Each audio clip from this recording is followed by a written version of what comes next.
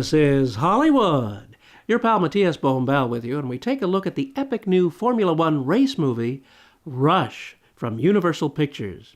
Based on a classic rivalry between two legends of the auto racing world of the 1970s, James Hunt and Niki Lauda, Ron Howard recreates a lusty world of competition amid the fastest cars in the world and the men who drive them. Ron Howard, himself an avid race buff, was compelled to bring this to the screen, and it will please Formula One fans with its amazing photography and loud surround sound that moves you from the pit to the track and back again. It develops the characters well, and the story covers the majority of the period of the famous rivalry between these two men, resulting in an ultimate bro movie. In this scene, the two rivals talk before the Brazilian Grand Prix. Welcome to Sao Paulo, Brazil and the Interlagos circuit for the first race in the 1976 Formula One season, where the main news is that James Hunt has qualified fastest, beating Niki Lauda's Ferrari to pole position by just 0.02 of a second. New car. You noticed? Pole position. I noticed that too. Level playing field now, my ratty little friend. Yeah. Let's see where we are after lap 1. Let's see where we are in 5 races time. Hunt has the pit lane pole position, which should give him the best chance of out-dragging Lauda's Ferrari. If ever there was a doubt about whether Lauda had a serious challenger to this season, Hunt and his McLaren have certainly given us the answer. When asked about this movie at the special advance preview, I gave the answer, Formula One fun for boys and their toys, as the movie is about as fast-paced as the cars running around the great racetracks of the world which are depicted.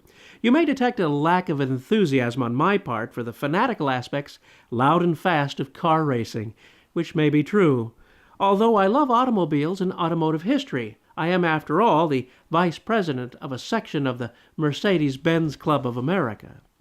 This has the glam and glitter of the 70s recreated well, but does not reach the same artistic level of the greatest film in this genre, the 1966 John Frankenheimer movie Grand Prix, which was originally in Cinerama, the 3-projector process that put you in the action and surrounded you with it.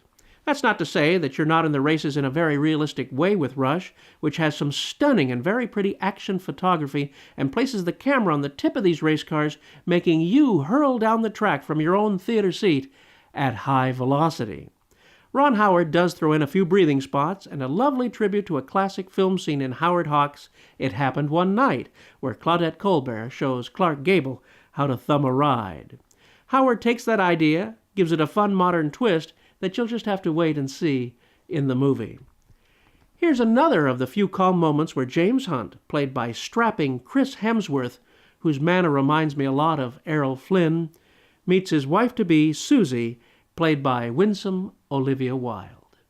I've been told to avoid you. By whom? Alexander. He says you're a bad boy. Well, Alexander doesn't know what he's talking about. I was. I'm not anymore.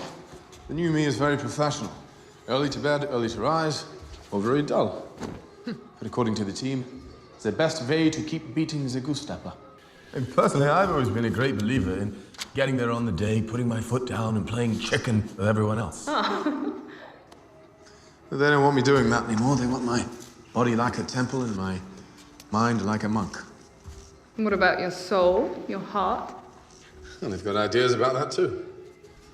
They want me to stop messing around, settle down, get married with the next nice girl I meet. They think it would be good for me. What do you think? Sounds awful. Would you believe in the very next scene, he's in a morning coat and at a church Tying the Knot.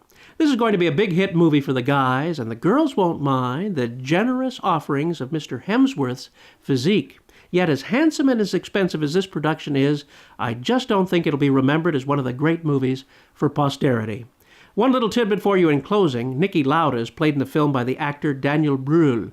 The real Niki Lauda, still living, actually appears at the end of the film in a red baseball cap. Watch for it. This is your pal Matías Bombal, bidding you a fond farewell.